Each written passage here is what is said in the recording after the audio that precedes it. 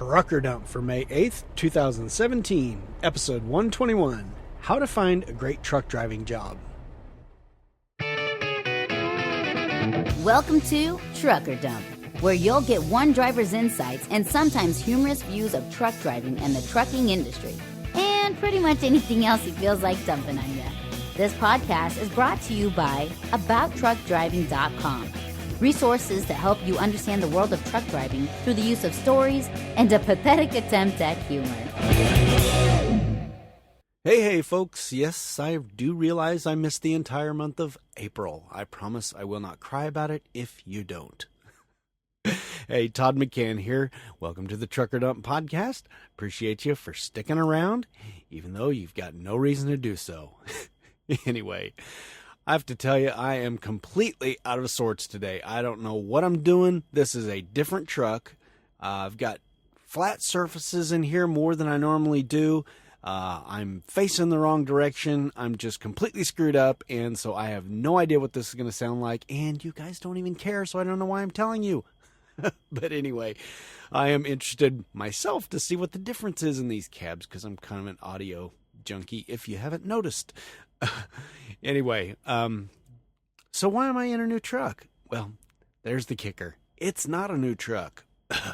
Okay, here's the deal. I had a beloved International ProStar. I loved it. It was fine with me. Everything worked great. I had it since it was a baby, and I didn't have that many problems with it, so I was happy with it. Well, I go in for some, what I think is going to be standard work at an international dealer, and they tell me they have to order parts. It's an underpowered turbo, supposedly. Although I'm not feeling any underpower at all. Well, okay, that's a bit of an exaggeration. Actually, I feel it like maybe like 15 seconds. Like when I go off a line, I jump off the line, and I feel like it's just kind of bogging for maybe 10 or 15 seconds. And then it goes away, and it just picks it right back up. And this happens maybe once a week. Something like that. So, of course, I get the check engine light, and now, of course, thanks to modern technology, they can see back at the home office that I have a check engine code, and I've got to go into the I actually got lucky. I bypassed 2 of our yards as soon as I got there. Like right as soon as I got there, the light went off, so they just let me go on. So I got to run a couple of extra days, which was kind of nice, but it finally caught up to me, and they sent me to the international dealer in Memphis, and of course they didn't have the parts, like I say, and it was going to be like, this was a Friday afternoon. This is the beginning of a long saga, which I apologize if you're on my Trucker Dump Slack group, you've already heard all this, but hey, just turn me off. I've been whining about this for the last 2 weeks. But anyway, okay, so anyway, this was a Friday afternoon, and it was right about 5 o'clock, and the terminal manager called and said, hey, they're not going to have that part. What do you want to do? Here's your options. We'll put you in a hotel until the truck is fixed. It'll probably be Monday. Okay, not a great option. Or you can come out here to the yard, and we have a truck here for you, and you can just take it. Same exact model as mine, about the same year and everything, pretty much everything's the same. But as my concern is always with, is it a non-smoking truck? Of course, they won't answer that question. Say, you'll just have to come out here and look at it. I say, okay, I'll take a look at it, but no guarantees that I'm taking it. There was my first mistake. Okay, they send a driver to come get me, and I get back to the yard, and it stinks to high heaven. It smells like a break room at a cigarette factory. It's horrible. And I just flat out say, I don't want it. What else you got? And they say, well, nothing really. And by then the shop guy had gone home, so the terminal manager was the only one there. Luckily, he had keys to a Freightliner that was not being used. A guy had just cleaned it out, was going home for vacation. So I thought, well, I don't really like this truck, but I'll take it. It doesn't smell like smoke. It's great. So I loaded up in it, and I thought, well, I'll just take off with this in the morning. Well, Saturday morning rolls around, and they will not release the truck to me because they don't have anybody to give me the Qualcomm training for the e-logs and the messaging system. All right, great. Okay, so they won't give me that one. I say, okay, well, I'll just wait on mine then. It's already Saturday morning. I'll just wait on mine till Monday morning. Guess what? somebody deauthorized my hotel. So now they won't pay for a hotel. And I said, okay, well, fine with me. I'll just sleep in this Freightliner for the next 2 nights. You're not giving it to anyone, right? No, it's not going anywhere, but you can't sleep in it. Okay. I don't understand this. They just let me sleep in it 1 night, but they won't let me sleep in it for 2 more nights. Doesn't make sense. Anywho, so now they say, here's your options. You can either sleep in the truck we have assigned to you, the smelly, smoky one, for 2 nights, or you can pay for your own hotel room for 2 nights, and possibly more if the truck wasn't done. They weren't going to pay for any of it. Or we can run you in the smelly truck over to our Dallas yard, and they have 6 trucks to choose from over there. Well, okay, I'm going to be sleeping in the truck regardless, so I might as well get some miles out of it, right? And head towards 6 more trucks that I can choose from. So that's what I opt to do. Okay, so I get to Dallas, sleep in the stinky truck. Get up the next day, Sunday, get out of the truck as soon as I can, hang out in the driver's lounge so I don't have to smell the smoke all day long. By the way, I've put everything, pretty much everything I own that is cloth in these giant trash bags, trying to keep my stuff from stinking. I don't know how well it's going to work, but we'll see. And it's still, most of it's still in there, as a matter of fact. Anyway, okay, Monday rolls around. I go and pick a truck, go and stick my nose in a couple of trucks, and most of them, actually there were only 4 trucks available.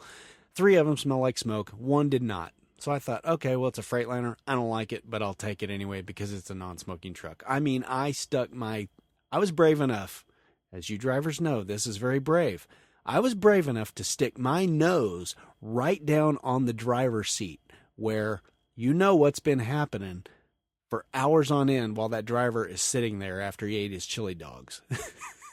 Well, I didn't smell any smoke. I smelled the curtains. I smelled the bed. They had told me that the mattress had just been replaced. I didn't smell smoke anywhere. I even smelled the steering wheel because Lord knows you get that on your hands. So anyway, I was fine. Thought, okay, well, I'm not super happy with the layout of this truck, but anyway, I'll take it. Whatever, just get me moving. Okay, so I take off. Guess what? By the end of the shift, my hands smell like smoke. And it starts seeping out of everywhere. I start smelling it on the curtains again. I don't know how they hid it so well. They must have just blown one of those Febreze bombs off in it or something. And that's what happened, I guess. Because it didn't smell. All of a sudden it did smell. So I started pitching a fit. I said, listen, this is not going to fly. You need to get me back somewhere where I'm going to get a different truck, or you just need to send me to get a new one. I think at that juncture, my boss had realized that I was just going to be a real pain in the butt if he didn't do something about it. So they routed me to get a new truck. So anyway, this it took me about I was in the smoky truck for a couple days. Then I was in the kind of smelly truck for about a week. By the time they could get me back, I had to go all the way out to West Texas. And by the time I could get back, it was about a week. And so I had to sit there the whole weekend waiting on another truck, which never showed up. Anyway, I was supposed to take a trade-in truck, bring it to another yard to get a brand new truck. I did finally get that approved at least. Okay, so at this point, I'm paranoid. I say, okay, I'm going to get a new truck, but I'm not going to be there until Saturday, and I know they only have like a half a shift on Saturday, so I asked on Thursday, I said, listen, do they have anyone to give me this PeopleNet e-log training or not on a Saturday? I got back a definitive, yes, there is someone there on Saturday to give you training. You'll get your truck. So I get here Friday night. Get in line for inspection, go through inspection. I'm all pumped about getting my new truck. And they inform me that there's nobody here to give me PeopleNet training. Man, I was so unhappy at this point. But I didn't go off on anyone. I was cool about it. But I did call my boss. He said it was news to him. He thought somebody would be here on Saturday. That's what he was informed of. So it got broke down along the way somewhere. Or did it? Because I started inquiring around here. Started going into the office in here at our Columbus yard and saying why. We were told there was going to be somebody here. Well, guess what? There is someone here. But he is a planner. He is the guy who plans the loads. He's the only planner here on a Saturday, and they cannot spare him for 1 hour. So basically, they decided to give me another load to send me to another yard that would get me someplace, hopefully by Monday. This is Saturday, by the way. And at that point, I just said, you know what? Screw it. I'm not going any further. I just told him, take me off that stinking load. I don't want it. If it's not going to pick up till Sunday night anyway, I'm not leaving on a Sunday night when I've got a brand new truck sitting here for me Monday morning. So anyway, I'm just sitting here on the weekend. So about the only good thing that came from all of this is I'm getting a new truck out of it. You guys get a podcast out of it.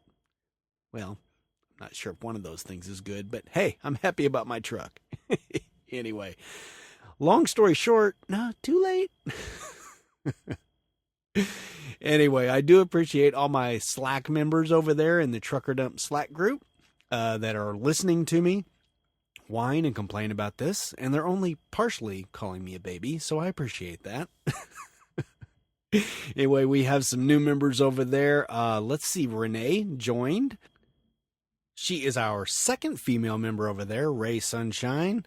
77, that's what her name is on Twitter. She is also called Jean, and also my nemesis. She joined earlier than that. We have, let's see, Justin joined. Haven't heard much from him. He's been really quiet. He may be one of those lurker guys. And Brian the Aussie joined. And we'll hear... I have an audio comment from him, but it's going to have to wait till the next podcast because I'm still a little bit behind. So anyway, we're having a lot of fun over there. It's starting to get a bit more active, and of course, the iTruckers group is always active. It's crazy over there. Some of the guys have bought drones, and they're really into it. There's 3 of them in particular that I have nicknamed the Dork Force. And they really picked up on it. They're putting Dork Force all over. They're putting Dork Force stickers all over their drones. 2 guys have crashed them already, and not just mild crashes. We're talking total crashes. And these things are expensive. I don't know where these guys are getting this money. Maybe I'm working at the wrong job. Anyway, we are having a blast over there. So hey, if you're interested in Apple stuff, it's iTruckers at iCloud.com, right? And ask for an invitation there to join that group, or you can ask to join the Trucker Dump group at truckerdump@gmail.com, and we'll get those invites out to you immediately, or, well, as immediately as I do anything. All right, what do we got next? Okay, I have an update. I mentioned in the last podcast an app called Be Specular. If you remember right, this is the one where blind people or vision impaired people can send out a message over an app, and it says what is this? What's the expiration date on this? What does this say? That kind of a thing. And there were some concerns raised in the iTruckers group because Trucker Bob, he actually read the EULA for a change of pace, which those of you who don't know, that stands for End User License Agreement. You know, that technical jargon that every time you download an app, you have to agree to it before you do anything. Well, this one in particular I thought he was just being a little anal at first, but when I read it, I thought, wow, that's really not good. I mean, they was talking about stuff that they can collect your gender, your race, your how do you say that? Ethnicity? Is that the way you say that? Oh, I'm drawing a blank. Anyway, they can get your religious beliefs, and I thought, my God, that seems ridiculous for just trying to help some blind people see. And I actually was so curious about it. I thought this has got to be a lawyer thing, because there's no way they can collect that stuff. I mean, the iPhone is about as locked down as you can freaking get. They don't allow you to anything. That's just the way Apple is. The apps can't communicate with each other. They can't get to your contacts, and they can only get your microphones and stuff if you give it approval even. And so I emailed the Specular people, And I was relieved that I got a message back from them. And basically they said this is the doings of lawyers. They put in everything to cover their bases, but they assured me that they are not collecting any of that kind of stuff. And furthermore, they don't even really have a way to do it, which is kind of the way I thought it was in the beginning. But hey, if you're the paranoid type, I wanted to let you know because there was some concerns about it. Some of the guys that I know who have downloaded the app actually deleted it. They were a little freaked out about it, regardless of the letter from the Bespecular people. But I left it on there. I still get a kick out of it. I still enjoy helping people who can't see. And you know what? I don't really care if people know I'm a Christian, but I get why people don't want people knowing that kind of a thing. But anyway, I just thought I would shoot that out there so you guys know. If you don't remember what that was all about, that was in the last podcast, which was episode 121, and that was an app called Bespecular, and that's available on Android and iOS. All right. I have a couple stories here that I found interesting. I located this one on livetrucking.com. I'll put a link in the show notes to this. This is about a exemption that CRST got. And I guess the way I understand it, CR England got one before that. So what this is it's an exemption. In the past, if they were training somebody and like had a student driver in there that had a permit that did not have their license yet, they had to have a licensed driver in the passenger seat at the time. Now that makes total sense to me. That's just the way it should be. They're not licensed yet. They're not they're permitted, but they're not a fully blown CDL driver yet. Somehow or another, they got this exemption, and like I said, CR England got it also, to where now they don't have to, a permitted driver does not have to have a trainer in the passenger seat anymore. The trainer can be in the bunk. Now, this has been the problem with training to me all along, is that too many trainers, let me stop here a second. There's a lot of good trainers out there, but there are also a lot of bad ones that simply use students as a way to get more money by driving more miles and using them as a team driver. All this does from CRST and CR England, and who knows more by the time this is an older article, so it could be more by now. But all this really allows them to do, it just actually gives the trainer more motivation to treat them like a co-driver instead of actually sitting up in the seat and training them like they're supposed to be doing. I think this is a step back, and I don't know why they have been granted this exemption. And this exemption was granted by our beloved friends at the FMCSA, who is supposed to be all about safety. So I am really not understanding this. If anyone can explain it to me how it makes sense to let a permitted driver up in the driver's seat by themselves for a long period of time, I don't understand that at all. If you can talk some sense into me, feel free. Write in truckerdump@gmail.com. Wow, what a story. Jeez. Again, link to the show notes and that if you want to read it. Let's see what else. Greg, who writes in or sends an audio comment every once in a while. He is at RiverRat57 on Twitter. He sent me an article that I thought was very interesting. It's from CDL Life, and something I found out I'm doing illegal. So I figured if I'm doing it, probably everyone else is too. And here's the thing. I didn't really know this, but you know how when you're going up a hill and you're going like 40 or 45 mile an hour, and you know, just natural reaction, you don't want people running in the back of you, you reach up, you hit your flashers. No problem, right? Well, guess what? That's illegal in some states. I had no freaking idea. I really didn't. Dang. Just smashed my reading glasses up against my microphone cover. Anyway. Okay, so here's the deal. I didn't know this. Like I say, this is on CDL Life. I'll put a link in the show notes, of course. But according to Esurance and AAA, the following states prohibit the use of hazard lights while driving. don't try to write these down. It's going by too fast and you're probably driving and I don't want to kill you. So, all right. These states prohibit the use of hazard lights while driving. That means not going up a hill. You could be going 30 mile an hour up a hill. You're not supposed to use them in these states. Okay, here we go. Florida, Hawaii, Illinois, Kansas.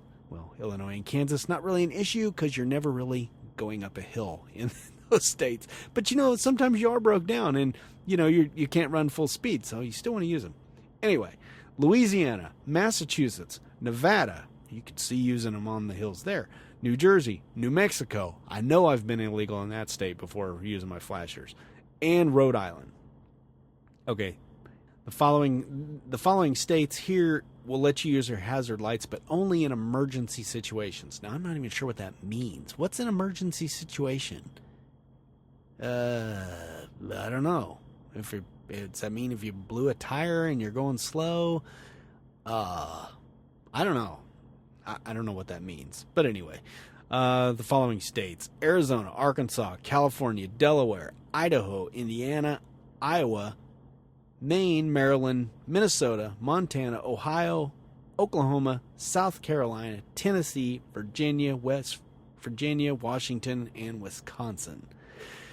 Wow, what a list. So anyway, you might want to print this off if you're curious about it, and if you're ever in any of these states. Personally, I'm probably just going to keep turning my flashers on when I'm below 40 mile an hour, or 45, because I've been driving for 20 years and I've never been caught for it, and I know I've done it illegal, so I'm not too awful worried about it. But hey, I just wanted to throw that out in case you are.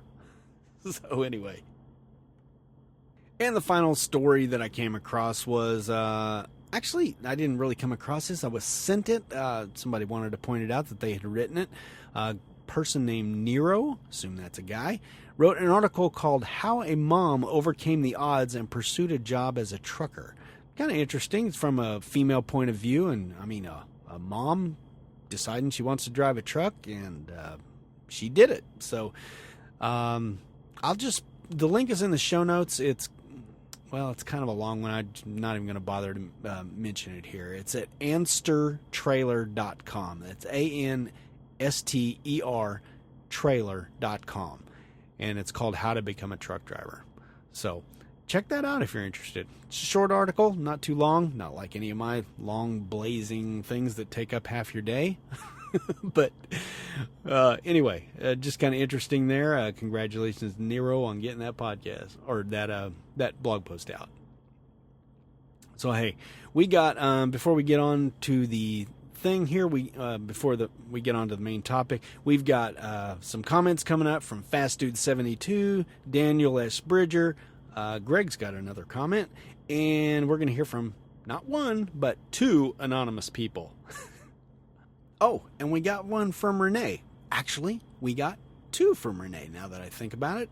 Let me go back real fast. She commented on the Slack group. She wrote in and said, I joined the Slack group after emailing, and I'm currently getting to know the voices of the people there. It's a great group, Todd. You did good.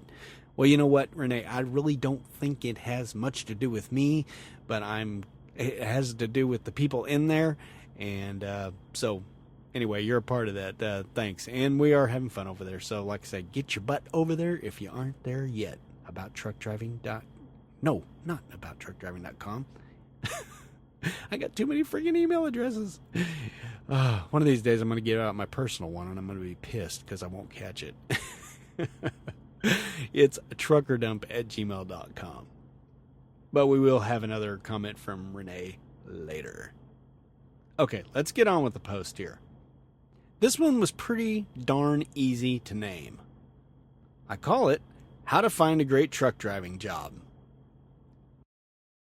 Well, I announced the coming of my second book, How to Find a Great Truck Driving Job, when I released Trucking Life, an entertaining yet informative guide to becoming and being a truck driver way back in April of 2016. Now, at the time I swore it would be out within a month or two, well, I was kind of close. It's only been 13 months. That's close, right? Well, I guess that'll teach me to be optimistic about future releases, if there are any future releases. Anyway, link to both of those in the show notes, both those books. But hey, enough about my procrastination here. What about this new book? Well, How to Find a Great Truck Driving Job was conceived because I felt there was a need for a book that helped truckers find good jobs. Now, I'm certainly not saying I've found the perfect job. As you well know from the beginning of this podcast, I'm currently pretty frustrated with my current employer. Anyway, I do feel sorry for the people in the trucker dump group because, boy, they've heard it from me. I feel sorry for them. I mean, I've been whining for the past couple of weeks like an introverted 5-year-old on his first day of kindergarten. It's pathetic, really. Anyway, my point is that there have always been things I didn't like about the companies I work for. And every single time it was because I didn't bother to ask about it ahead of time. So I decided what was needed was a complete list of questions. Sad thing is, I'm only one man, so there's no way I could possibly make a complete list. In fact, it's my belief that there's no such thing as a complete list of questions to ask a trucking company. Every company is different and every driver's needs are slightly different. And since there's no possible way for me to work for every trucking company out there, there's no way for me to ask every question. But instead of going into great detail here, I'm just going to read you the sales page for how to find a great truck driving job. Prepare yourself to be sold. Y'all know what a fabulous self-promoter I am. Not. Do you hate looking for new truck driving jobs? Do you want a better way to find your ideal driving job? Have you ever gotten to a new truck driving job and quickly discovered that there's something you totally hate about it? In my 2 decades as a truck driver, you can bet your buns I have. And that is precisely why I wrote How to Find a Great Truck Driving Job. Notice the title has the word great in it. The initial title used the word perfect because, well, who doesn't want to find the perfect truck driving job? But the more I thought about it, the more I knew the title had to change. Why? Because there's no such thing as a perfect truck driving job. I certainly don't want anyone chasing me down with a meat cleaver while screaming an Apache war cry simply because their expectations were too high. Every trucker has an idea what their perfect driving job is. But as I've already pointed out, the perfect job doesn't exist. The driver's goal is to simply find the one that gets closest to their ideal. Unfortunately, it usually boils down to finding the job that has the least amount of annoyances. Here's how the job search usually goes. As a truck driver student, you might have trucking recruiters come by your truck driving school and give you a spiel. You might ask a few follow-up questions, and the next thing you know, you're working for a company you know very little about. I know that's what happened to the evil overlord. That's my wife and co-driver, ex-co-driver, and me. As for experienced drivers, you search the trucking magazines or visit one of those trucking job websites to find a company that looks interesting. Maybe it's their advertised pay or their hiring area that catches your attention. Or maybe you just like the looks of their trucks. A little hint here, the truck in the picture is always their best truck. Don't expect much more when you get there. Whatever the reason, you call them and talk to a driver recruiter. You ask how much they pay. You ask them how many miles you'll get. You'll inquire about their benefits. You'll investigate their home time policy. And you ask if you get to drive a new truck. Ha ha ha! Yeah, you experienced drivers know that's a funny one. Now, if this first company doesn't fit the bill, you may call a few others. Next thing you know, you're sitting in their orientation class trying to keep from drooling on the table during the hazmat safety video. Sound familiar, driver? But here's the thing I've discovered. The majority of things you don't like about the trucking company you drive for are probably the very things you didn't ask about. I know it was for the evil overlord in me. Your first reaction is that your recruiter is a liar, liar, pants on fire. But are they? Did you remember to ask about that one little thing that the safety department is annoying you with? Did you neglect to ask ahead of time if you could install your 3,000 watt inverter? My point is this. No company earns sales by advertising the negative aspects of their company or its products and or services. Why should a trucking company be any different? If they know their drivers hate their maintenance procedures, why would they tell you about it? Is it in their best interest to tell you that their safety department is stricter than a nun with a ruler? But if you ask about it beforehand, now they've only got 2 choices. Tell the truth or fill up a bucket of water in preparation for those impending flaming liar pants. The key to finding a great truck driving job is asking the right questions. Not only will this book tell you the right questions to ask, it will also explain to you new truckers why you're asking those questions. The beginning of the book covers some of the reasons truckers switch jobs so often and discusses the hiring process most trucking companies use. But the vast majority of the book is a list of questions that you should be asking any potential employer, followed by an explanation of why you're asking the question in the first place, as well as some useful information about each topic. You'll find links to this trucking company questionnaire throughout the book, and you can download it and print off as many copies as you need. That way you always have a copy handy when you're preparing to call that next recruiter. Even better, you'll be able to download updated versions of the trucking company questionnaire throughout your truck driving career. My hopes are that readers like yourself will send in their own questions that they found useful in their job searches. Ever so often, I'll add those questions to the book and the questionnaire, along with the name and the location of the person who submitted it. So you can get your name in a book and help all those truckers who will be following in your footsteps. Cool, huh? You could be a superstar. How to find a truck driving job is good for both newbies and trucking veterans. First, for new truckers. How would you brand new truckers know to ask the recruiter about a company's rider policy if you don't even know what the heck one is? Or how do you know how to compare pay packages if you aren't familiar with the nuances of mileage pay and percentage pay? And how do you know if the home time is decent? The explanations that come with each question should address any confusion you have. If it doesn't, you can always use the email address in the book to ask me directly. And if I don't know the answer, I got lots of trucking friends who probably will. Most of them are smarter than me, believe it or not. Now, if you're an experienced driver, you may already think you know all the right questions to ask. If so, feel free to go through the hassle of making your own list of questions. Doesn't sound like much fun, does it?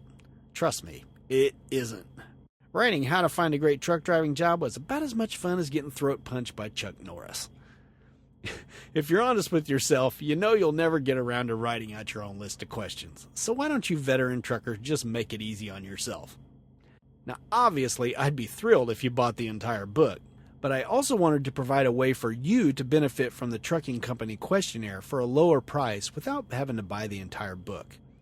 So is a measly $1.99 worth all the effort you're going to put into your own list? I don't think so. There is a link where you can get that questionnaire. Only $1.99. What a bargain.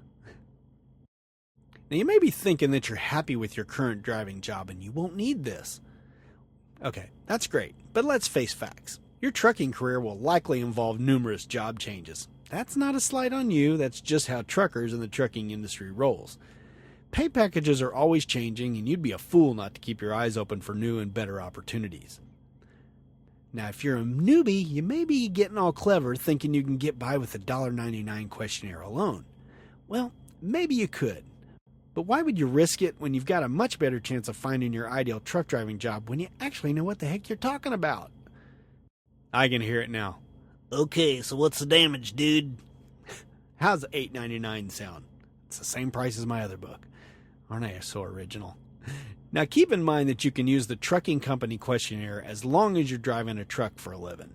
And like I said, for you newbies, there's the added bonus of learning what the heck you're talking about. Listen, I'm a total cheapskate, so I know the pain you're going through right now. Should I buy it? Is it worth it? Yes, I'm that cheap that I fret over $8.99. What can I say? You guys are always teasing me about it over in the my Slack groups. Anyway, so how does free sound to you? Okay, all right. In that case, why don't you download a free sample of the book? Link in the show notes. Now, if the book looks like something you're interested in, come on back and click one of the pretty little buy buttons at the bottom of the page. If not, well, I promise you I won't come over to your house and kick over your fence or anything. Just keep in mind that the sample is a PDF, which isn't the best way to read ebooks. If you prefer, you can also download free samples from Amazon Kindle, from Apple iBooks, or wherever else you buy your ebooks. How to Find a Great Truck Driving Job is available in many formats, so you'll be able to read it on your computer, phone, tablet, or e-reader. Keep in mind, some formats work better than others for certain devices, so be sure you download the correct version. For more details on the different formats, I've included a link to the Frequently Asked Questions page. Thanks for your order, people, and happy job hunting. Well, that wasn't too bad, was it? So as I just mentioned, I really need y'all's help to expand the book with more questions. Therefore, if you plan on buying the book or the trucking company questionnaire alone, then please pass your knowledge on when you think of questions that I forgot or didn't know to include in the first version. With your help, this could be an even better resource for new drivers in the future. And let me thank you in advance from all the future truckers out there. Well, there you have it. If you've ever wanted to support my website and you've never bothered to click that little donation button like, well, pretty much all of you except for one guy has not clicked, I'm fine with that. Trust me. I get some book sales. I'm fine. I'm living. Anyway, if you do feel like supporting the show, one way to do it is to get some actual content out of it with either of my books. Links to both of those in the show notes, or just go to abouttruckdriving.com, click on the ebooks link, and you'll see them both there. Or if you're an experienced trucker, there's really not any reason to not waste $2. Okay, waste. There I go with my excellent self-promotion again. It's not wasting. You get a whole list of questions to ask your next employer. And keep in mind, you don't have to ask every single question if you don't care about these things. You can just ask the ones you want to ask. But anyway, I appreciate anything you want to do. Any help you can give me, I would appreciate. Most of all, though, I just appreciate you guys sticking with the podcast when it's so long between each one. Oh, and I should mention one thing because I know I'm going to get asked about it eventually. I nearly forgot to mention that there will not be an audiobook version of How to Find a Great Truck Driving Job. No, I made this decision based on two things. First, the question-answer format of the book doesn't lend itself to audio very well. It's more of a reference guide where when you need more information about a question, you can just click a link and jump to the topic you're interested in. But perhaps even more important, an audiobook was going to be a major pain in the butt. Not only in the initial recording, but also since I'm planning on updating this book periodically with reader-submitted questions, I didn't want to constantly be recording the new sections and cutting them in all the time. I know me, and the slightest bit of sound quality difference between clips would drive me nutso. Yeah, I do realize truckers prefer audio, but there you have it. About the only thing that would make me change my mind about this is about 500 emails telling me they'll hate my guts if I don't do an audio version. So with those stipulations, I think I'm safe.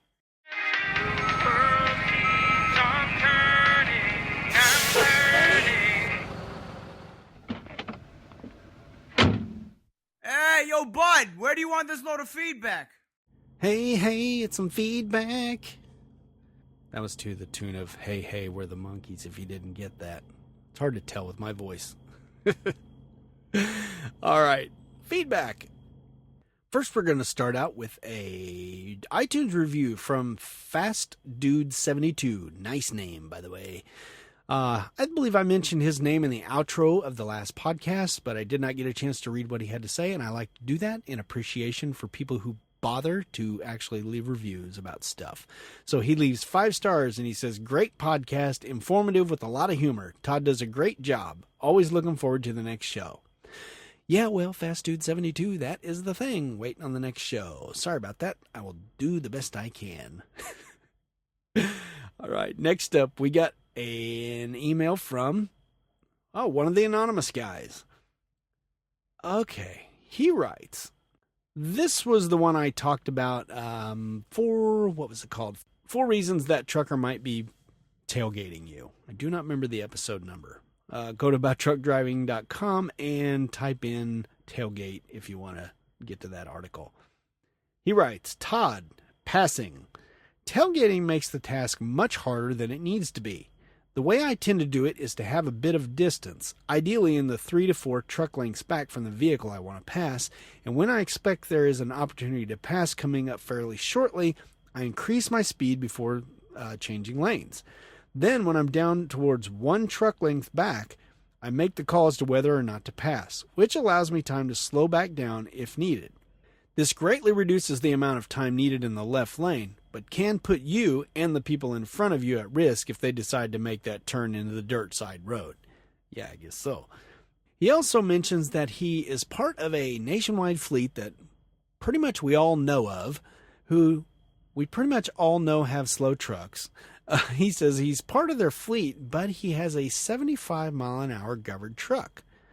He says he feels my pain going with those 55 and 60-mile-an-hour trucks, even though most of them are governed at 65. He says, better not let them know I have that extra speed. Well, I'm not going to narc on you, dude.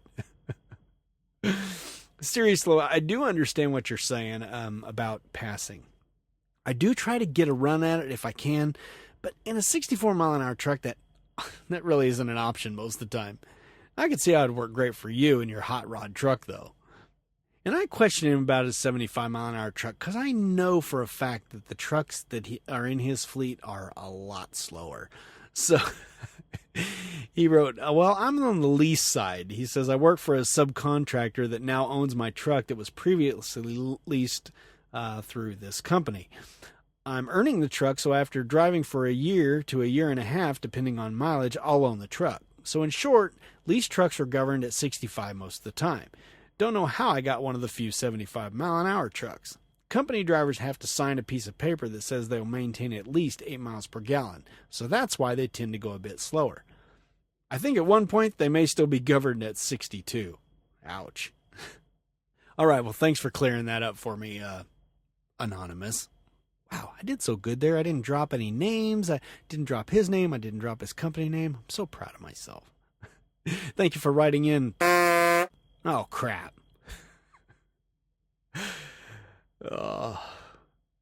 You know, that reminds me. Renae commented in the Trucker Dump Slack group how she got a kick out of me, how I crack myself up and laugh at my own jokes sometimes. And you know what? Like I told her, I had an inner debate about. I still have inner debates about this. I often wonder if I should just play everything straight and, you know, let you guys laugh at what you feel like laughing about, or if I should just laugh at my own jokes. But, you know, quite honestly, I crack myself up sometimes, and I just get tickled with myself. So I guess I'll just keep doing it the way I'm doing it. And if you don't like it, I guess you'll, well, not listen to the podcast. Hope you stick around, though. All right, next up we hear from Daniel S. Bridger. Daniel S. Bridger's trucking blog. That's at dbridgerhot.blogspot.com. Link in the show notes, of course. He wrote in to comment on Trucker Dump 119, which was the interview with Alaskan truck driver Kevin Lowry. Oh, boy, Kevin Lowry. Oh, he's one of the dork force over in the iTruckers Slack group. One of the drone owners. He has not wrecked his yet, but I'm sure it's coming. That guy, I tell you what, ever since he joined the group, I don't think I've used the eye-rolling emoji quite as much as I ever have in my life. It's at an all-time record for me. Anyway, that was a fun interview that I did with him. So let's see what Daniel says about it.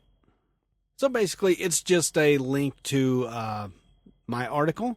If you want to check out his blog, though, have at it. Like I said, that's dbridgerhot.blogspot.com. Check that out. Daniel's been a trucker for 35 years, and he said he learned some things out of that Alaskan podcast, too, and that winter driving podcast. So, hey, if he can learn something, surely you can, too. Now, Greg, we mentioned earlier, he pointed us to that flasher article. Oh, that sounded really, really bad. Not about flashers, you know, about light flashers. You get what I'm saying. Anyway, he wrote in also about episode 119. He said, I enjoyed this long episode. Keep up the great work. It was a long one. He says, by the way, what's wrong with pulling reefers?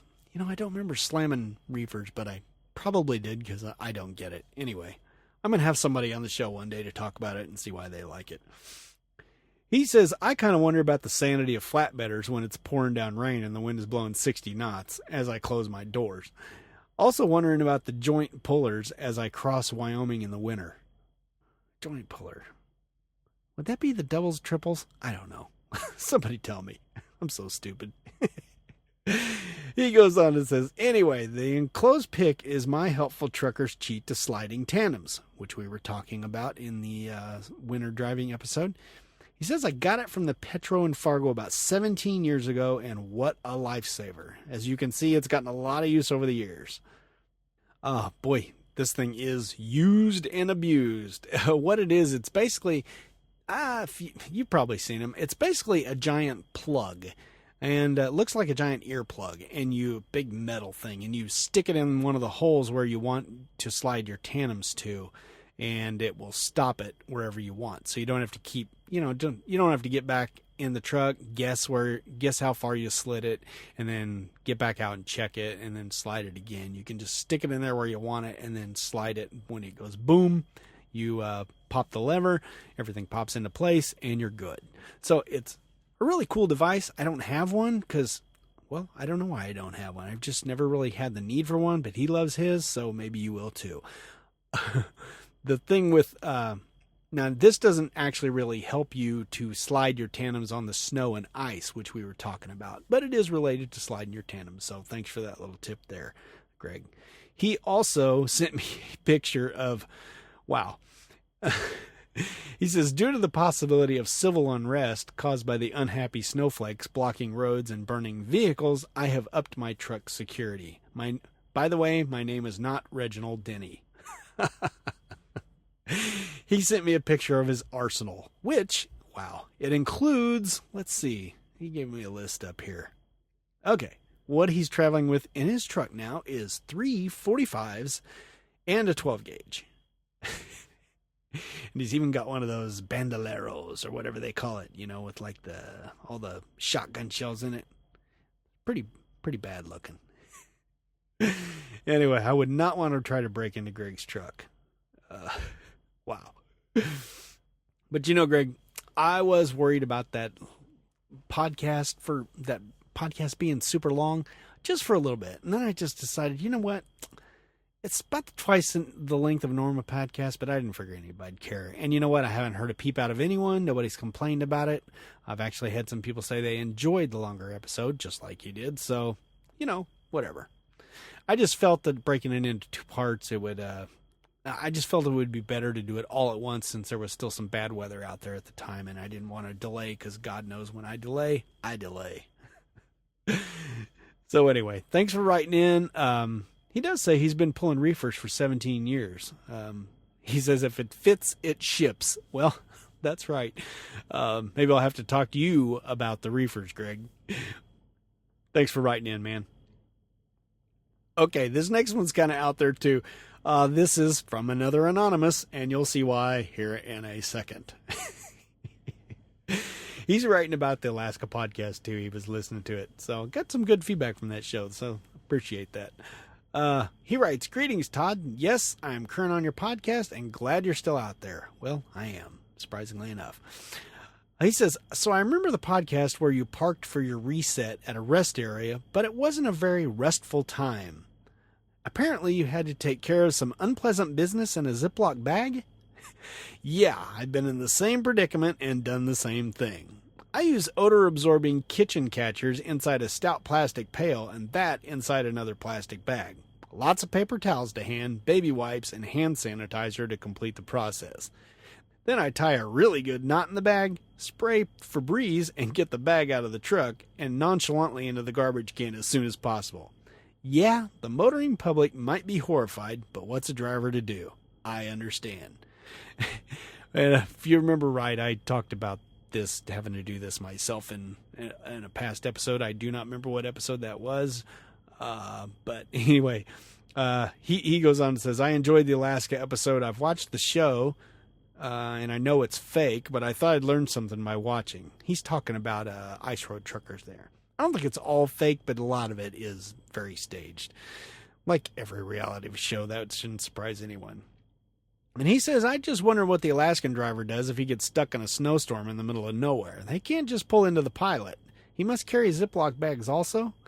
Well, if I remember right, Kevin, who is called at Northern Crummy in our Slack group, I believe he actually just kind of made a little commode in the snow because, I mean, it's Alaska, for Pete's sake. What are you going to do?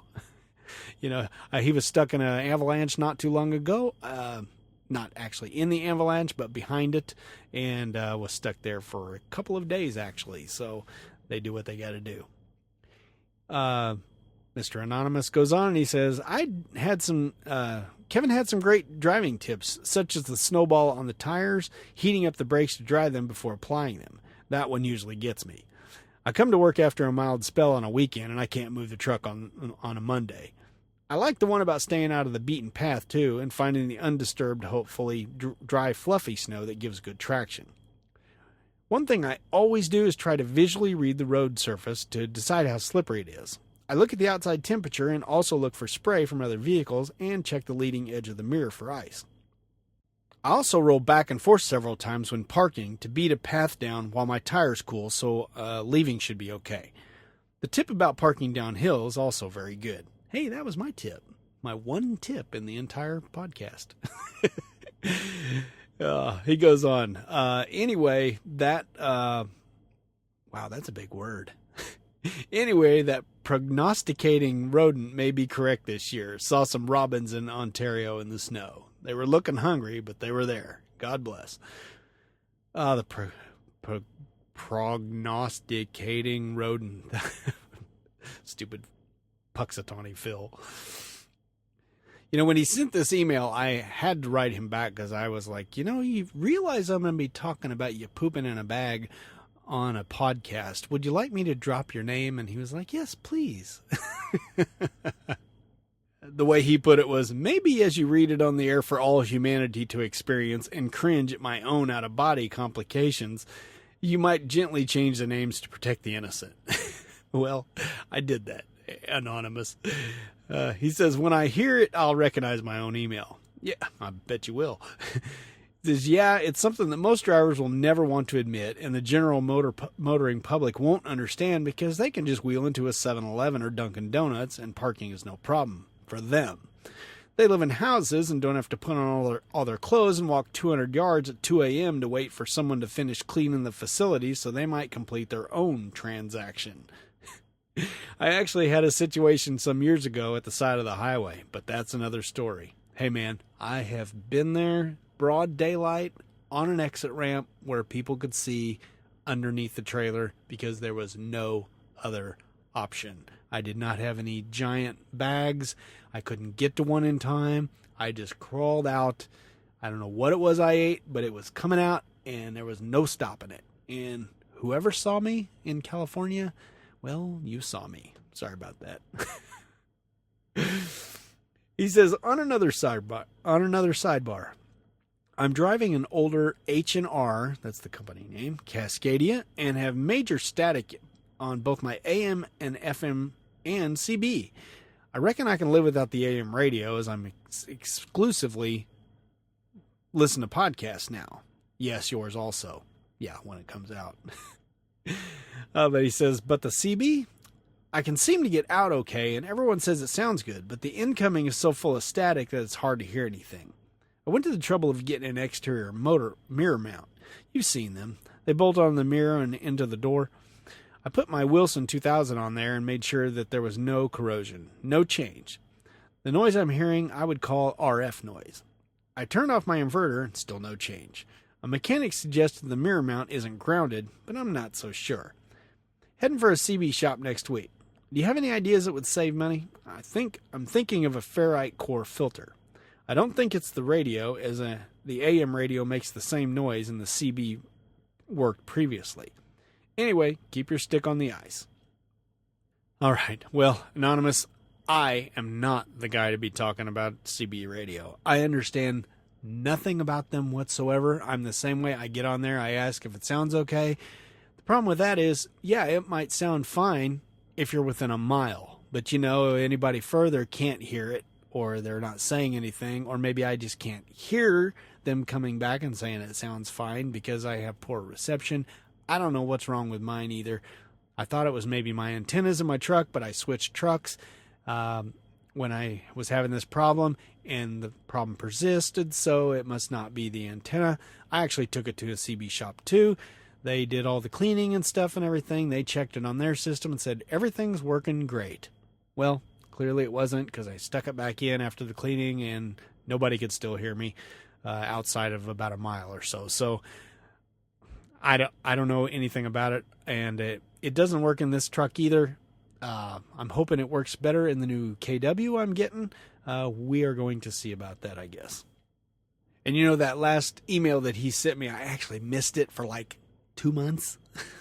You know, sometimes you get these long threads of email and for some reason it just does not notify you of the most recent one. So anyway, I called, or I emailed him back and apologized. And, you know, and I told him, it's like I said, you know, I don't blame people. I wish people would write comments or do audio comments all the time, but very rarely do people do it. I have enough to occupy my show, and that's great. That's all I really ask for. But, you know, I can't really blame people for not writing comments when I don't do podcasts very often, you know. So anyway, and he wrote back again and said, "You're too hard on yourself." Well, yeah, I guess I am probably. He said, "You put out a good informative show, very good sound quality. I am fussy, all the while steering and gearing that large diesel unit over the asphalt expanses of the lower 48. You conduct good interviews also." Well, that was my first one, so I guess that's a good sign. He says, "I've been thinking about getting your book, but I keep forgetting. Is it an audiobook or ebook? I have more time for audio, and no, I wouldn't get bored listening to you. Is it on iTunes? How much?" Well, Anonymous, the book, the main book that, well, when you wrote this, the newest book wasn't even out. So yes, Trucking Life is an audiobook and it's an ebook both. You buy the ebook and there is a link in it for the audiobook version that you can get you get the audiobook version for free. It is not available on iTunes. You can get the ebook in iBooks or on Kindle, on like for Amazon, Nook, pretty much anywhere you buy ebooks, you can buy it. And again, the name of that is Trucking Life. I'd appreciate it if you buy it. Don't have to. But, you know, I didn't do the audiobook separately as like a standalone thing because I didn't quite think it's fair, because here's what happens. If you put it out with Audible and they sell it, they put the price on it. And that price was going to be probably around $20. And I didn't think it was quite fair for someone who just wanted the audio version to pay $20 and not get the ebook to go along with it. You know, whereas if you just buy the ebook, you get the audiobook for free. I don't know. Maybe I ought to just put it up there. But then the problem is that you can't, Amazon has this rule that you cannot sell if you are on audible.com, you cannot sell your audiobook anywhere else for cheaper. And that is the problem, because if I sell through Audible, then I can't offer it legally to the people who buy the ebook for $8.99, because that's a cheaper price, and they would make me pull that off and they would drop that. And so I just decided I was not going to go that route. And iTunes is kind of a similar situation where they want to charge a premium for it, and I just didn't feel it was worth it. So anyway, you can get the audiobook just by the ebook.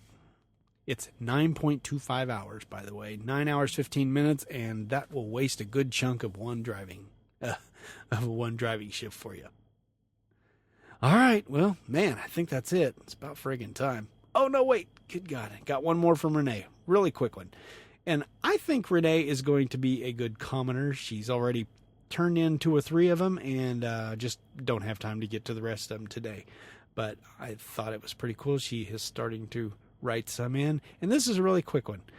This was about Trucker Dump 75, where I asked, who's a trucker? And I was questioning, do I like to be called a trucker or not?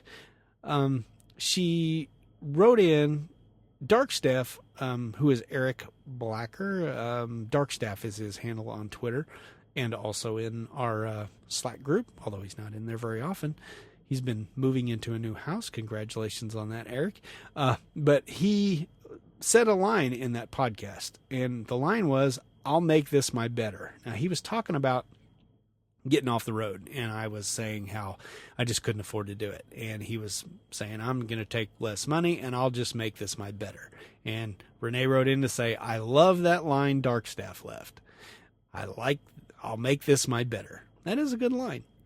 She says, it's amazing how attitude can alter the perception of what you do. I'm a trucker. I'm a truck driver. I'm a driver. I am not a steering wheel holder. Yeah, a lot of people think that anybody that's a newbie is a steering wheel holder, and I just don't get it. I don't even care if you drive an automatic, because I know a lot of experienced drivers are like, oh, if you're driving an automatic, you're just a steering wheel holder. You know what? Well, guess what? If that's the case, then according to some of the guys in my Slack group, every driver in Europe is a steering wheel holder, and they're not real truck drivers, according to you veteran U.S. drivers, because I was told that pretty much every truck over there is an automatic, and that's just the way they are. You actually have to order a manual special if you want it. So, hey, if you want to insult all those Europeans, then, hey, so be it. I'm not going to do it. I think if you're driving a truck, you're a truck driver. And by the way, I've accepted that I'm a trucker. How could I not, with the name of Trucker Dump as my podcast? So thanks for writing in to everybody, to Fast Dude 72 for the podcast review, for a couple of the anonymous guys, for Daniel S. Bridger and his blog, for Greg, and for Renae. And just appreciate all of you sticking with me.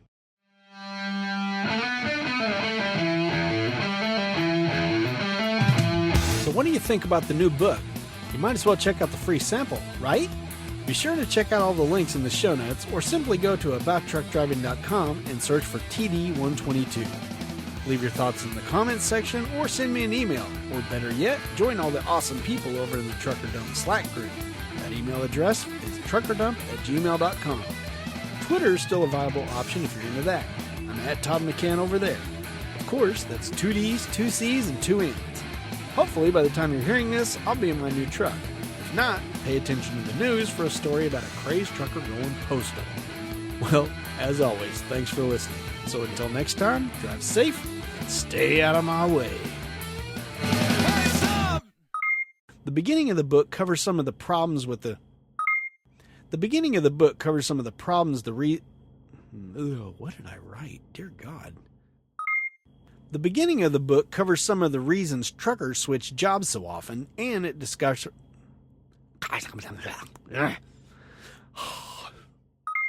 The beginning of the book covers some of the... Dear God, I really suck at this. The beginning of the book covers some of the reasons truckers switch jobs so often, and discusses the hiring process most companies... Piss a brick. The beginning of the book covers some of the most...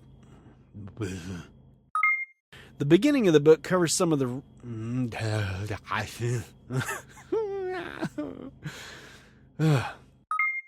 The beginning of the book covers... Dear God. The beginning of the book covers some of the reasons truckers switch... What the... People, you see why I don't like to do podcasts sometimes? Dear God. All right. Head together.